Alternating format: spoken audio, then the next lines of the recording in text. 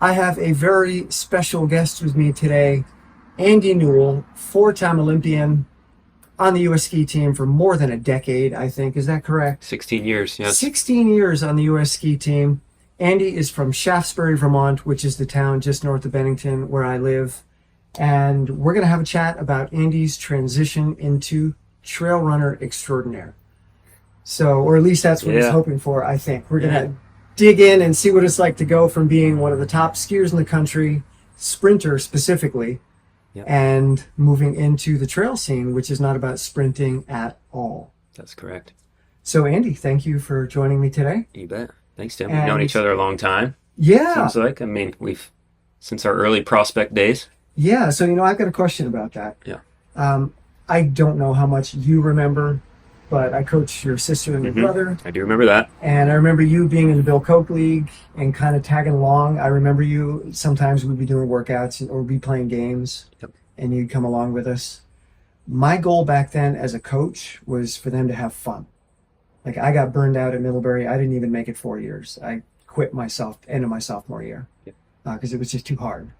And I didn't want them to have that same experience. So we worked hard, but in the midst of games. Right. Like, we're going to do 5 repeats up the mountain. But I'm not going to tell you we're doing 5 repeats up the mountain. We're going to have a race down the mountain 5 times.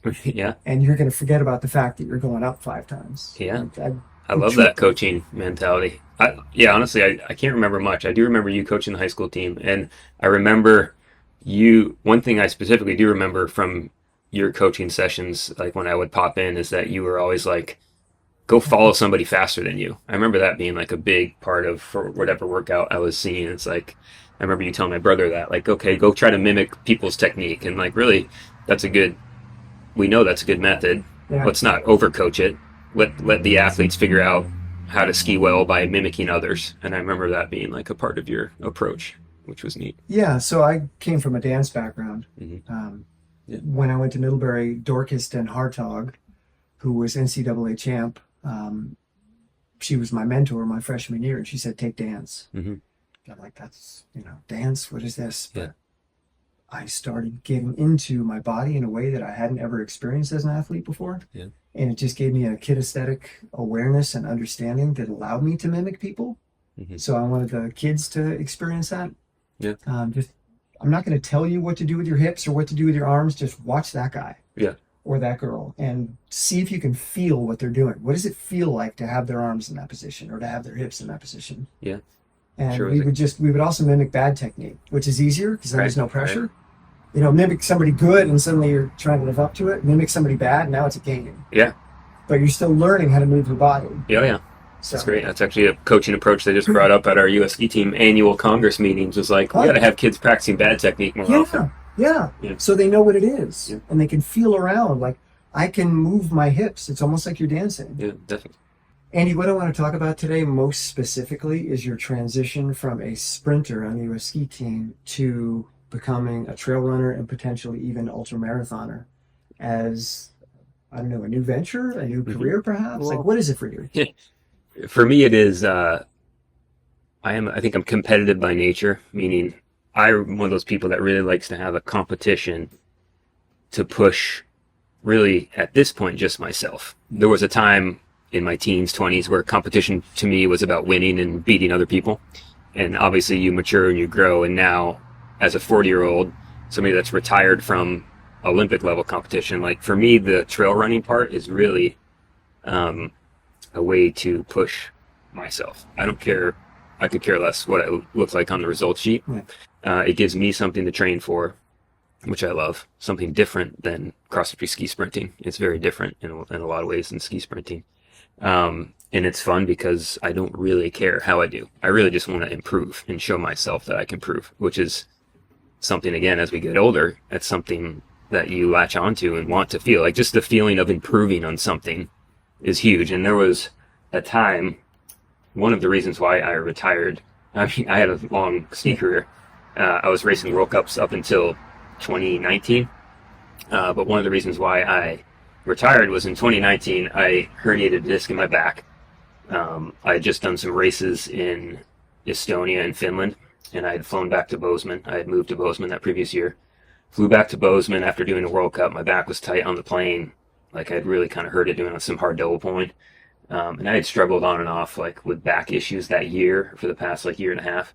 And sure enough, I was home, and whether it was unloading the dishwasher or going out for a ski that day on some tricky classic conditions with some big slips, whatever it was, is I herniated my disc in January of 2019 for the first time. Didn't get an MRI, didn't really evaluate it too much, just like hammered on PT, tried to get back to a place. I had World Championships a month later in Seefeld, Austria. Went to World Champs, had, weakness in my left leg, skied like crap, finished out that season. Finally got an MRI later that year, realized I had a pretty sizable herniation in my L5-S1, and then basically tried to come back from that the year of COVID, and actually was qualified to race more World Cups that year, but obviously they were canceled in Minneapolis and so forth in Quebec. So that was kind of the end of my World Cup racing career, was right around COVID due to a little bit of injury. And then sure enough, I began coaching and focusing on other things, and I herniated my disc again, the same one, a year and a half later in the weight room, helping kids do strength and demonstrating some exercises. And that one really put me out to the point where, I still don't have feeling in my left leg or calf, total nerve damage. I almost lost full function of my left calf. Like no calf raise was doable basically for a long time.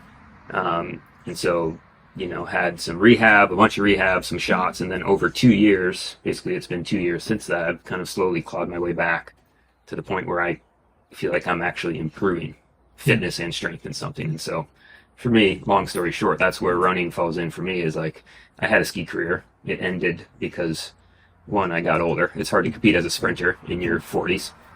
Two, I had a pretty bad back injury. So I definitely lost some of that strength and power that was needed for me to compete at the World Cup level in skiing.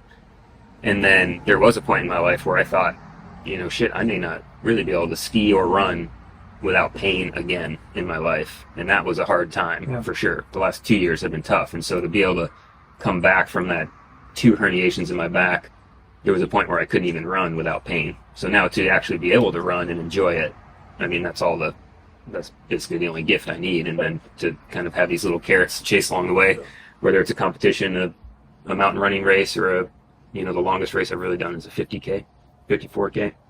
And to chase some of those races to help myself improve.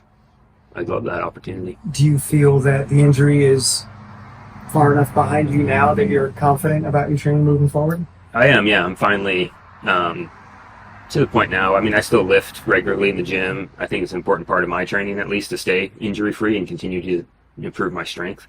I'm definitely not the fastest sprinter on skis anymore. I can do all right in some distance races. I still hop in races from time to time.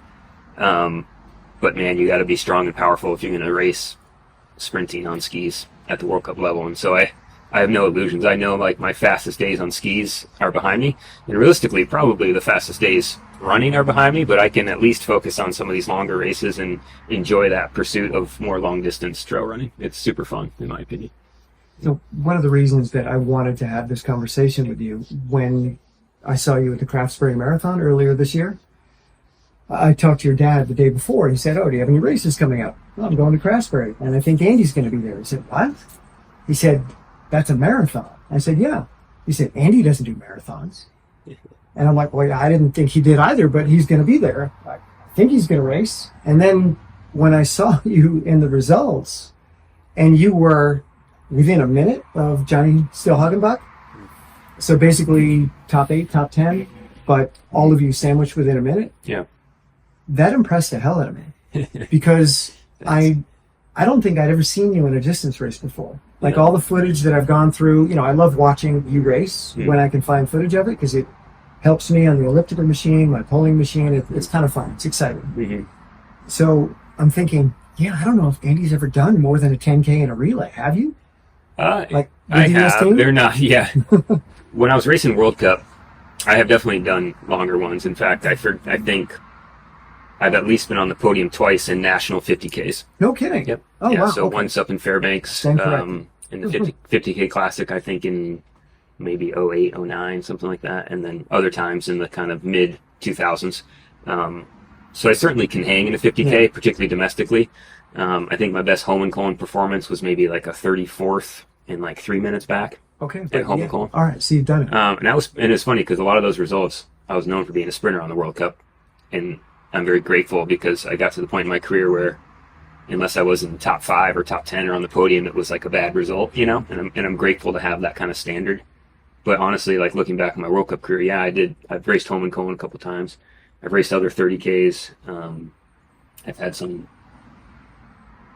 probably no top 30 performances in 30s or 50s, but some top 20s, you know, in the 15K, 10K type distance on the World Cup. They were few and far between over my 16 years with the team, but it's funny, like they're not podiums, but some of those are, looking back, are some of my like proudest racing moments because they were like, I fought hard to get that top 20 in a 10K. It's a solid performance. Yeah. I mean, you know how fit everybody is in the World Cup. It's just ridiculous. You know, to be within the top 30, I think is an A standard. Yeah. So I always loved distance racing. I did slightly less of it as I began to focus more on sprinting on a World Cup level. But I raced my fair share of Olympic relays and World Cups in the 10 to 15 to 30K range and the very occasional 50K.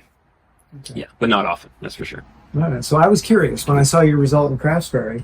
I was wondering if running, becoming a long distance runner, was having an impact on fitness that was applicable to skiing. Like, were you surprised with that result, or did it just was that what you want, what you expected? I know at least where I'm at now as a coach, that's a good performance for me on that kind of day. Especially considering you're not on the U.S. team anymore. You're not training. Yeah, exactly. No. Especially on those weeks when I'm grinding, I'm like waxing skis and I'm, you know, trying to get the athletes ready up early, testing skis, testing wax, all that kind of stuff. So I'm certainly not prioritizing the top performance when I'm in coach mode. Yeah, I just try to hang, you know. That's what that day was all about. It was a fun course. It was like twisty, turny, you know, around Craftsbury, those narrow trails. I wouldn't say those are like World Cup level terrain. Like, it's not World Cup level terrain, so I can like hang on those guys up some of the climbs and just try to ski well. And just by skiing well, I can make up for the fact that I'm probably not as fit or strong as some of those guys. And so just by skiing well, I can get away with it. That's one of the things I love about skiing, is like there's such a technical element of it that even now, as an out of shape 40-year-old, or at least somebody that's not as, I don't have the VO2 that I used to have, and I certainly don't have the power. But on certain days, I can still hang just by being able to ski well. But yeah, to answer your question, I think through trail running in the last year or two, I've been able to build up a better aerobic base to manage some of those longer distance workouts, or longer distance races. As we know, like, the longer the race, kind of the less aerobic capacity comes into play, and it becomes more about aerobic efficiency. And so for an older guy that can actually ski well with decent technique, I can hang with some of those younger guys. Once we get into more of like, you know, the 5-minute to 20-minute, 30-minute race zone, then you're talking more aerobic capacity, and particularly in skiing, it's a power-based aerobic sport, so you need power as well, with all the changing terrain, transitions, that kind of stuff. It's very similar to that it's been compared a lot to like crit cycling, just kind of the power that they need to put in and out of corners, you know, as they're going around a crit multiple laps. It's very similar in the skiing world. That kind of power-based endurance is what you need to perform well in the 10 to 20K world-class ski events. And you got to have a pretty substantial VO2 to back it up. Yeah. Have you been following your metrics, like individually yourself? I haven't worn a heart monitor since I retired. Okay. And does that feel good? Does that feel right? It's not for any particular reason. I mean, there was a time I got really into, you know, for years using HRV, and we were wearing heart monitors for every workout, doing a ton of lactate testing.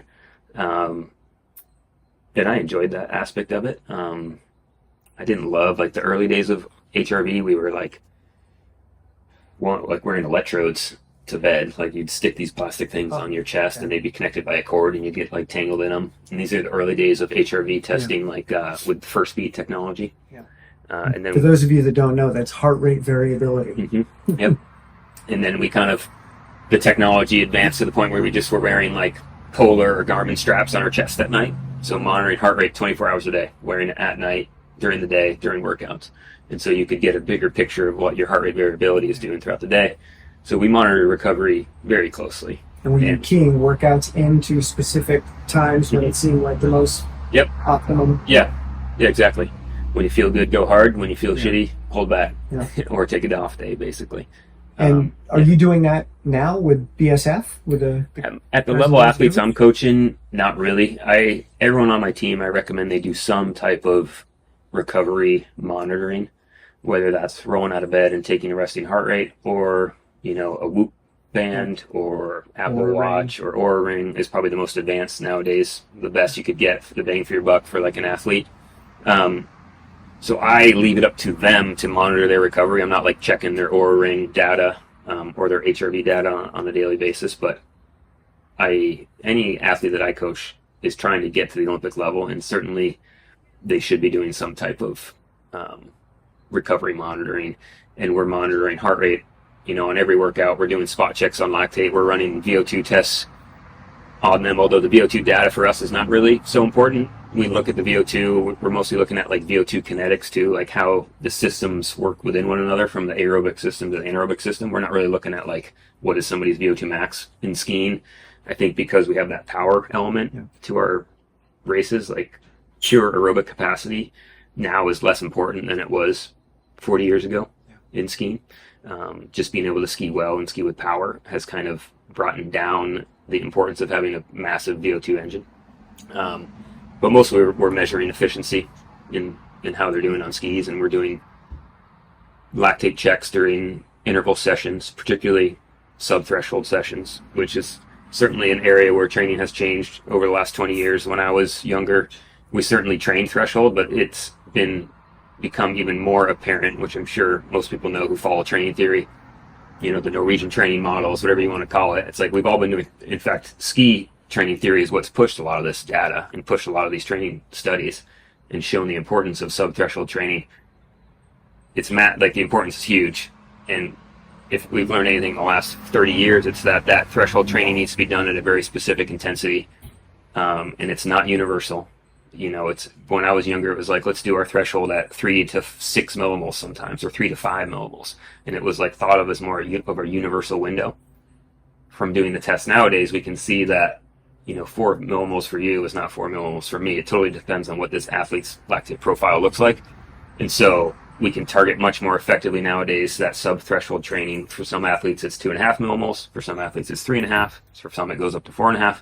But we can look at that sub-threshold training, and we know that by logging substantial on time in that zone, you can build aerobic capacity and build VO2 kinetics and build basically just efficiency at racing, which is the most important thing. Yeah. Super strong base. Yes.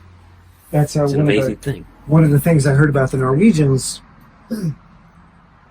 way back in the day is that they walked up the hills when they ran. Mm-hmm. And the Americans were like, why are they walking up the hills? Yeah. Because they're trying to target a training zone. Exactly. Yeah. And it didn't make sense to, this American mind that you're supposed to run up the hill. Mm-hmm. I've heard that before. And it's hard to get people to slow down. Like especially a young male with lots of energy, feeling aggressive with a group of guys in a training group. How do you get them to moderate that? I think it's always a balance. With the athletes I coach, who tend to be between ages 18 and 25, for some athletes, it's okay for them to have a little bit of L2 within their skiing training. Usually what I try to do is I really discourage L2 plus training in like non-ski specific modalities. So if you're going for an easy run, that's exactly what the Norwegians were doing back in the day that you're describing. It's like, we're going out for a 3-hour run. There's no reason to log L2 training during this session. Let's walk the uphills. We're not trying to be fast runners. We're just out here working on our base fitness.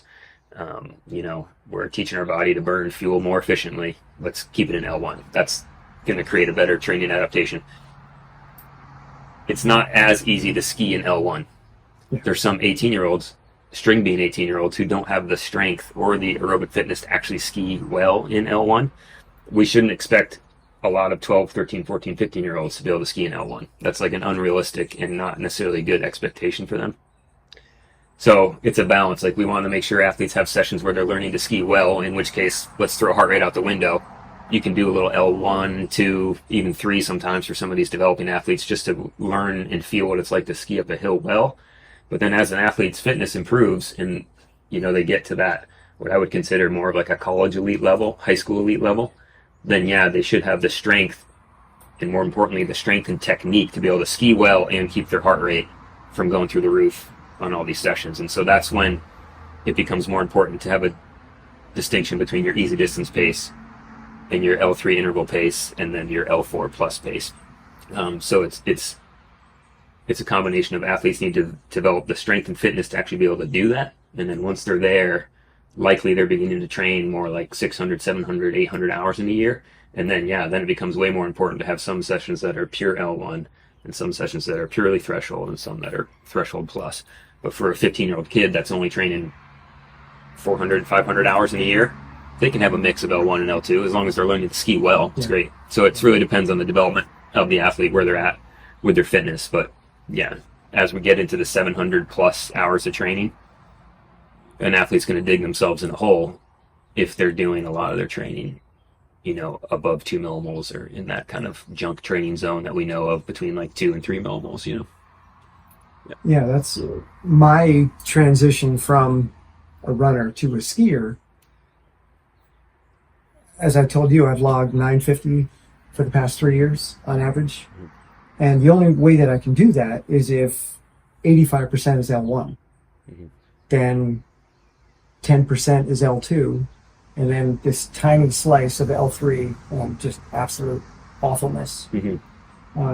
But that means I can't ski a lot. I can't go out and ski 3 hours a day. I can't roller ski 2 hours a day. I can roller ski for an hour. And then the bulk of the rest of my training is going to be other modalities that allow me to get L1 training in. Yeah. Or I just couldn't do it. Totally. Yeah. And I think that's, people try to get all their training in on skis. And this is where I want to go with the conversation about running. People also make the mistake of trying to get all their training in running, as opposed to also branching out and getting lots of L1 that's not running, but is still specific to the muscles involved. Yeah. Or the cardiorespiratory system. Yeah. Definitely. I mean, I think developing athletes, the more you can mix in different training modalities, running, cycling, skiing, swimming, whatever it is, all the way up through your development of, 13, 14, 15, 16, 17, 18 years old, the better. Like, cross training is huge for young athletes. As you begin to specialize, I do think runners could use more cross training modalities for sure. The way skiers, we use a lot of cross-training modalities. Definitely, it can help build your base. So I do think cross-training is huge, and I think runners maybe should adopt more cross-training into their life. I would agree. But also, one of the things I've learned from a skier trying to become a runner is that you also need to log and build a base within a specific modality. That's hugely important. It's something a lot of people forget and they neglect, and that often leads to injury and other problems down the road. So, example is like your average person, it's like, I'm doing Broken Arrow in a couple weeks, and so it's like, okay, I know I have this race. I signed up for this race 2 months ago. I'm going to have to run hard, 24K with some vert. It's like, if I'm going to prep for this race, you know what I should do? I should probably I'm going to go do some intervals. Like, that's what most people say to themselves. I got an event coming up, let's go do some intervals. When the reality is that's ass backwards. Really what you should do is build up first frequency. So like get out the door and run in that modality. Like you need to build up frequency in that modality, meaning get out the door 3 to 4 times a week. Start with 2 times a week, 3 times a week, 4 times a week. Build up easy distance, only maybe an hour at a time. So you build up the frequency in that modality, and then you can build up the duration in that modality. So meaning like get up to where you can run for 2-3 hours comfortably, maybe 2 times a week. And then finally you can think about doing intervals. But people often go for the top of the pyramid right away. They're like, oh, I got a race coming up, I better do some intervals.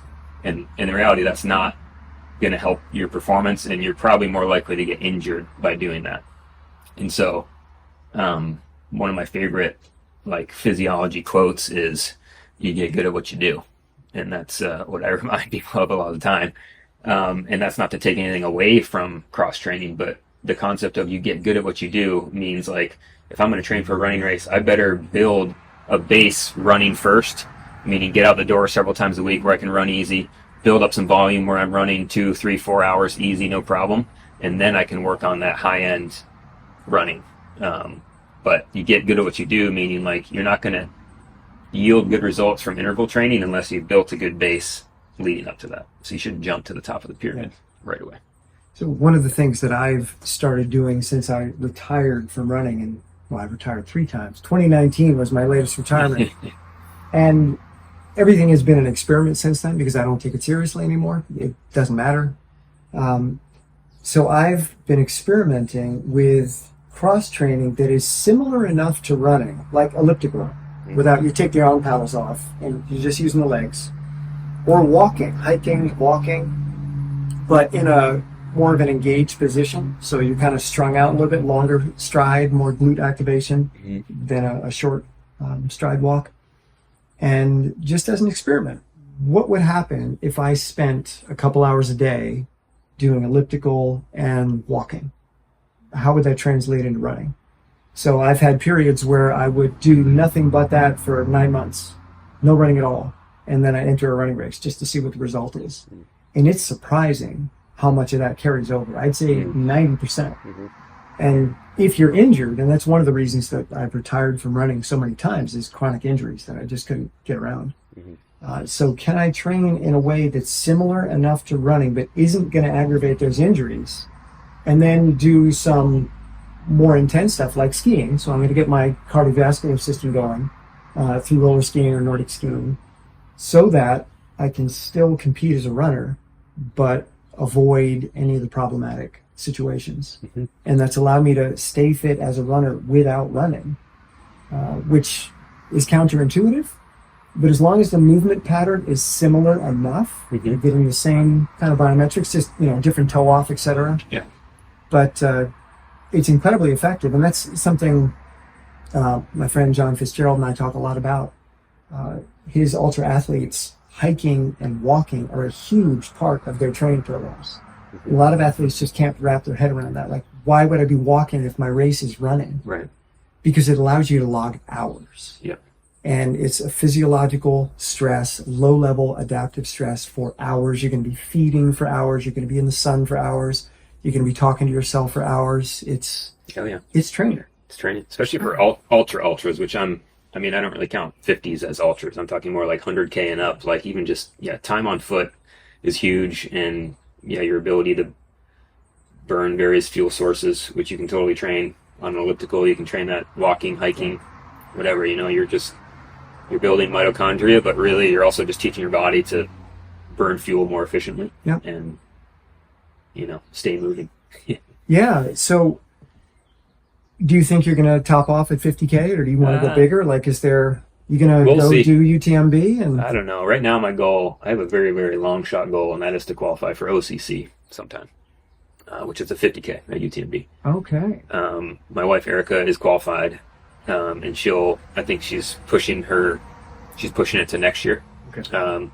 And so, we'll see. I'm kind of targeting the race in Whistler this September, 50 there. Okay.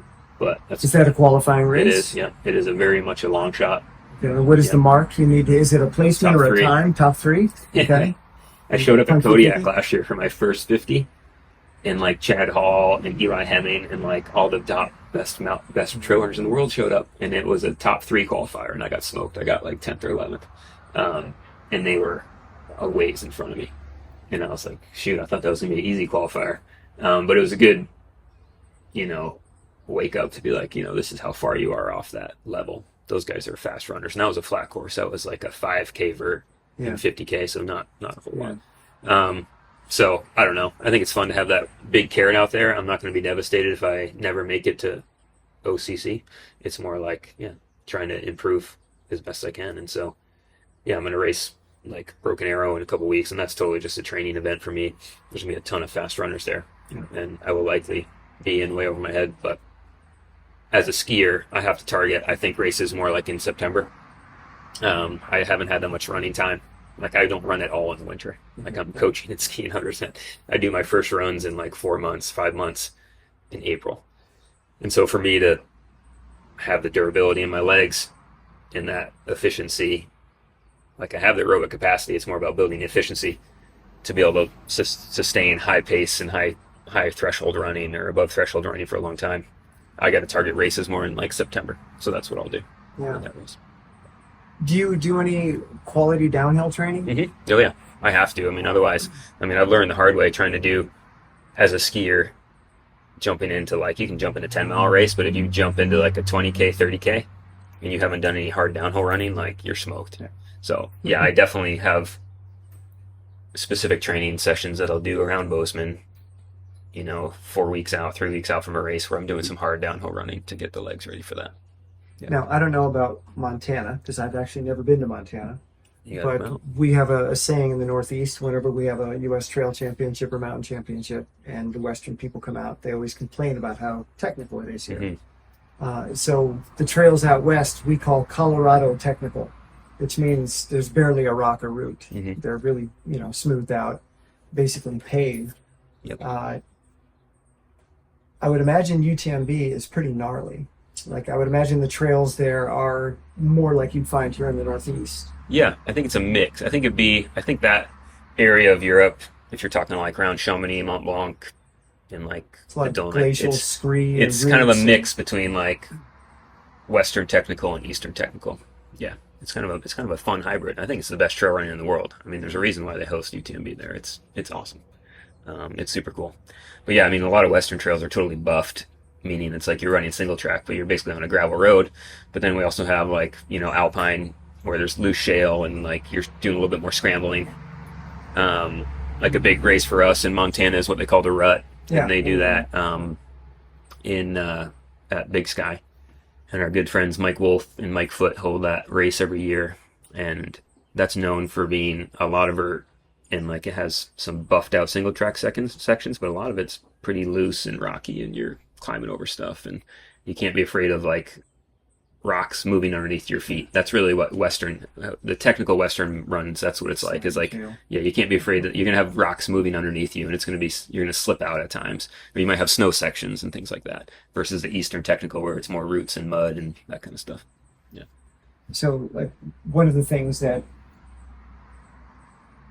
a coach will do, looking at the race, like if you're going to be running a technical race, X amount of time needs to be trained on technical trails. Yeah.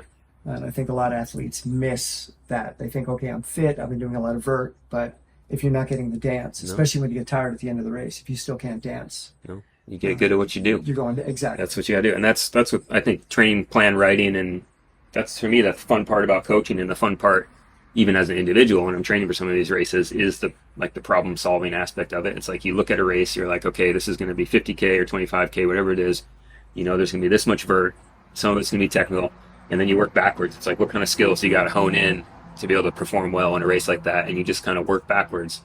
Got to do these quality sessions, 3 weeks, a month out. You got to build the base in order to make the most of those quality sessions another 4 to 6 weeks before that. And then you kind of slowly work your way back and problem solve a way to try to perform your best, So, ski poles. Yeah. Use them, yes, no. 50K is not really long enough, in my opinion. I agree. Yeah. But, 100K and up, especially if you've got 30,000K of vert. Yeah. So far, no poles. I don't train with poles, no. But I also, like I said, I agree. I think for the most part, you do not really ever need poles for 50K. 100K, 100 mile, yeah. You can definitely use some poles. I honestly don't know that much about it. But well, you know a fair bit. I know a lot about, yeah, I do know a lot about using poles. But yeah, certainly like the specificity of preparing for certain events should always be taken into consideration for people. And I know that from working with some of my friends in Bozeman. Like we've got a good friend, Emelise, who showed up and got 8th at CCC, first time doing it, came out of nowhere. And she's smart when it comes to that type of training. It's like, okay, if I'm going to use poles, you got to practice using them. And that means practice using them when you're going easy, practice taking them out, using them, putting them back, and like practice your intervals like that in a very specific way. So on that thread, skimo. Yeah. Do you or your team do any skimo? I know quite a few of the Western skiers also train skimo just for kicks, Yep. like on their easy day. Yeah. Our Killian friend, yeah, Jornet Killian, yeah. and Jim Walmsley's doing it now. Francois Dehaene, they're all doing skimo all winter. Yeah, that gal we mentioned, Emelise Von Avis, she is on the U.S. Skimo team and does some of those events. I've had some athletes that have dabbled in some skimo. Um, yeah, I personally don't have a whole lot of interest in it. I chat with some of the coaches sometimes, and we throw around training ideas and that kind of stuff. And I think there's a lot of technique crossover obviously between classic skiing and skimo technique. So I chat technique sometimes with some of the skimo athletes and how they can stride better, run better. I mean, you see a guy like, is it Remy Dorlet? I mean, that guy knows how to stride. Yeah, it's great to watch, and he knows how to run too. So there's definitely a technical element that can be trained in skimo, and there's a ton of crossover, particularly for like that 50K athlete to go compete in skimo. Yeah, But use it as a training modality for ultra running. Oh yeah, for sure. Yeah. I mean, I don't, because I think a lot of cross-country skiers don't, just because there's only so much time in the day. You can't race cross-country skis and also be racing ski, be competitive in everything. But, there's a lot of athletes that could easily focus on like skimo in the summer, skimo in the winter, and then like, trail running in the winter be great cross training. Yeah, so one of the big draws to skimo, number one, you can get massive amounts of vert in a day without the downhill punishment. Yep. So I get a similar glute engagement, calf engagement, quad engagement. I'm going uphill, often much steeper than I would run. And I'm quickly down the mountain with no injury, with no pounding. And then I can go back up another mountain. So I can get 2 to 3 times the vert without the danger of running downhill. And number 2 is hip flexors, the strength of lifting the ski, lifting the boot. Yeah. Now, one of the things I found the last few years I was running, I was doing a lot of snowshoeing and what I call boot slogs. I put on a pair of knee-high overboots, Neos, over my running shoes, go up to Woodford, off trail, and just run through the deep snow. And you run at a 11 to 15-minute mile, but you're lifting your foot up and over the snow every time. And I get to my spring road races and trail races, and that was always the fastest time of the year for me, because my hip flexors were just unstoppable. And I think that's one of the reasons you see a lot of the top ultra people moving into skimo in the winter, or even just at the end of the winter, to really get the hip flexors ready to take the punishment of a long race. I agree. That's great training. And I actually do a ton of, I call it ski touring, because I don't put anything under my foot that's like, or on my feet that's any skinnier than probably 105 underfoot, because I like to ski powder and go fast on the mountains. But I definitely do a lot of ski touring in Montana and in the spring. That's ski touring season for sure. Which is, to me, that's skimo. Yeah, that's skimo. Ski touring and skimo, same thing. Just not the official race version. Totally. I'm not putting a bib on and wearing my helmet on the uphill. Yeah. But will you do any more ski races? Oh yeah, I'll jump in some. I've yet to put together a good Birkebeiner. I get worked every year. I always want to have a good Birkie, and this year I got totally hammered. Classic or skate? Either one. But yeah, we'll see. I'll hop in some ski races. For me, like, the winter, the priority is my team and making sure they have fast skis and that they're qualifying for the races that they go to. It's less fun for me to go to a race, and I've put in like 5-6 days where I'm waking up at like 5 a.m. and I'm spending like 14-hour days on my feet to then try to like get to the start line and like actually race fast. It doesn't feel good most of the time. That's why like that race in Craftsbury was kind of a unique experience, because it's like it actually felt good that day. It often doesn't, because I'm tired and under rested and just worked. So I'm not really, I hop in races because it's like, particularly hop in ski races because it's like, because you can. Like, I'm not taking the fact that I'm healthy enough to go actually ski as hard as I can and not be in pain. That's like a beautiful gift. So I'm going to put a bib on any chance I get. And so like this spring, I probably hopped in 5-6 races between like the spring US Nationals and our spring competitions out west. And so, yeah, I'll put the bib on when I can. I don't care how I do, but. So has anything changed for you? First of all, you're older and you're a coach, but as you move into this new running venture, do you approach training differently? Yeah, right now I think like most people, as they get older, you learn to be a little more flexible with your plan. Like, a training plan is a great tool. It's a great outline, but at the end of the day, it's like your body only really absorbs the quality sessions. And that's, if you follow training physiology, that's something that has been certainly a buzzword recently. These Norwegian physiologists recently came up with this paper where they're trying to quantify what quality training is. And it's like, it's the most common sense nonsense you've ever heard. It's like, okay, quality training means like you had a plan, you executed it, and then you evaluate afterwards. And like you can put any subcategories within there, but meaning you're prepared, meaning you've watched some video, you have a technical focus for the training session, meaning you have something you want to work on. Maybe that's running hills, maybe it's something technical you're doing with your arms or legs or foot strike or whatever. Maybe it's a track workout, whatever. You have a specific intensity focus and technical focus to that workout. You execute that workout. Maybe you film it, maybe you take lactates, maybe you do whatever, and then you evaluate how you did afterwards. And that's what makes quality training. And there's no beating around the bush. Quality training is better than non-quality training. And so I think as you get older, any athlete, like what we do is we get better at identifying what are quality training sessions and make the most of those sessions, and try to bring your A game to those sessions, because that's where you see massive improvement. And so I'd say that's probably what I've learned most. Like, I don't have too many opportunities, like, because I still coach throughout the summer, I don't have too many opportunities 1 or 2 days a week where I can go out and train running for myself. And so, yeah, I enjoy those days and have a focus for those sessions and try to improve on something very specific, and then walk away with some thoughts on how that session went. So do you find that the younger athletes are more intense, more worried about getting it right, and as you age, there's a sense of, okay, I think I know what I'm doing? Yeah. It's not that serious. Always, yeah. And young athletes are always caught up more in the numbers. They're always like, okay, I need to train 800 hours this year, so I need to, if I get sick, I'm screwed, or I need to hit this hour this week. But I think everyone, as they get older, you move less, you move away from the numbers and more about like how things feel. And honestly, you have the luxury to do that. Somebody like you too, like you, for example, you have a massive training base to the point where you could take a year off and you're not going to lose much fitness. It's different for a 16, 17, 18-year-old, who doesn't have multiple years of training, 800 plus hours.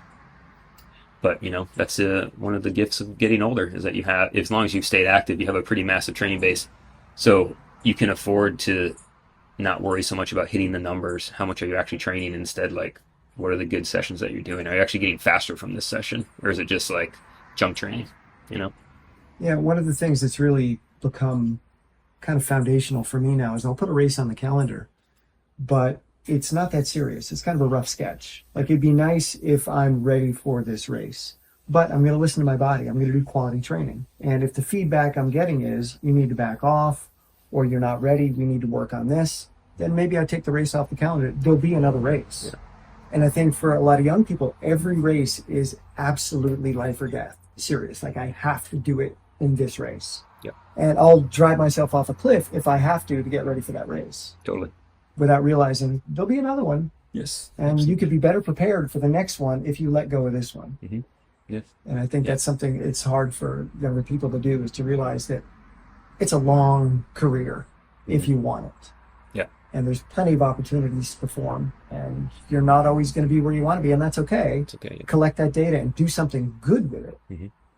Yeah, I'm actually doing a presentation for the U.S. team about this exact thing in a couple weeks, and basically what I'm trying to get folks to realize is, like, we have these Norwegian physiologists who quantified what quality training was. And again, it's like, quality training means you had a preparation phase, you executed, and you evaluated. And nothing about that is talking about how you finished in the race. It's not result-based whatsoever. And so you can replace quality training with a quality race performance. And it's the same exact thing, meaning you go into a race where you have a preparation phase, meaning you know what technique you want to work on, you execute some important sessions, you monitor your lactate, you think about what tactics you want to use in the race. That's hugely important. And then you execute that. So you execute those tactics, and then you evaluate afterwards. And nowhere in there are we talking about like how you finished in the race. And so I think the more time people can bring that mindset of quality race performance versus a quality result, they're two different things. You can bring the mental approach to creating quality race performances and get off getting too hung up on results, then you will improve more in the long run for sure, and absorb those race efforts better. Yeah, the same way you absorb quality training better. Yeah. It's interesting. Dave Jarecki and I were best friends in high school. We were both going to go to the Olympics. That was our dream. And I went to Middlebury. Dave went into the National Guard to train for the U.S. biathlon team. So I was put into a college program. Dave was told by his coach, who was German, we got one of the top coaches from Germany to take the U.S. team, and they said, okay, you're 18 years old and you want it now. But the program we're putting you on is going to take 6 years. We're going to develop you for 6 years. And if you're patient, and if you allow the results to be whatever they are at the end of 6 years, you're going to be amazing. But you got to be patient. You got to do what we tell you. Yeah. And I burned out and I quit in 1988, and Dave went on to become a 2-time Olympian. Yeah. And I couldn't fathom waiting 6 years to get a result. Yeah. But I've taken that advice now. So when I started skiing again, beginning of 2021, I thought, okay, I'm going to give myself 6 years. And I don't care what happens. I'll go to some races. I'll go to the Masters Worlds, but it's just data. Let's look at the data. Yeah. Let's have our preparation. Let's execute. Let's analyze. Let's take it back to the drawing board and rebuild and see where we're going. But it's kind of exciting to be on this 6-year plan because it's a fun adventure. You're going to have good races. You're going to get to hang out with some really cool people, go to neat places. And because you're not in a rush to get it done, there's never a period where you feel like you're screwing something up. Right. So it's just, I'm free to just go out and train and enjoy it. Totally. And then figure out what races may or may not show up on the calendar because I got 6 years. Yeah. And when I'm 60, when the thing is done, it's like, okay, let's see what we got. Yeah, that's true. I mean, yeah, sense of urgency is what burns out a lot of athletes and not being patient. But it goes against everything we know about sports psychology. I mean, what is if you're going into every race with a mindset of like you have to reach a certain result, you have this unbearable urgency to perform, then what is that? What are you doing? Yeah. You're living in the future, you're not living in the moment, and that goes against everything we know about sports performance and psychology. Yeah, and you're not looking at the data, you're not adapting to the race as it's happening. Yeah. Instead, you're thinking about failure. You're writing the blog post before the race is even over about why it wasn't your day. You're living in the future. There's no reason to do that. Yeah. Yeah. So speaking of patience, Andy, thank you so much You're welcome. for taking the time to Happy talk. to do it. And just so our audience can get a little bit more about you, where do we find you? So I run a Nordic coaching website called Nordic Team Solutions, and you can find that online, nordicteamsolutions.com. And what we do is it's kind of like a training platform for juniors, masters, elite level skiers, and we post a lot of videos, articles, training plans throughout the year. So it's a nice resource for coaches and athletes if you're looking to learn more about technique or training theory. And that's where you can find me. You can email me there too. And Andy's got some great videos and advice there. In fact, I don't think there's a cross-country skier within 30 miles of Bennington that doesn't use his program. And finally, you are doing something very special in the next few days. What is that? We're going up happening? to Stratton, and we have an induction to the Stratton Hall of Fame, which I'm very proud to receive and very humbled to receive.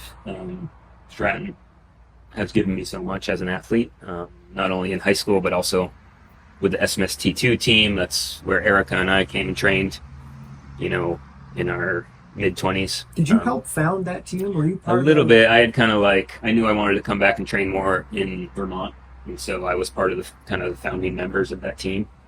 And then we later recruited folks like Jesse Diggins, who then became kind of the superstars of the team. But it's exactly. But it's great. We were just roller skiing with them this morning, and we'll be around Stratton this weekend.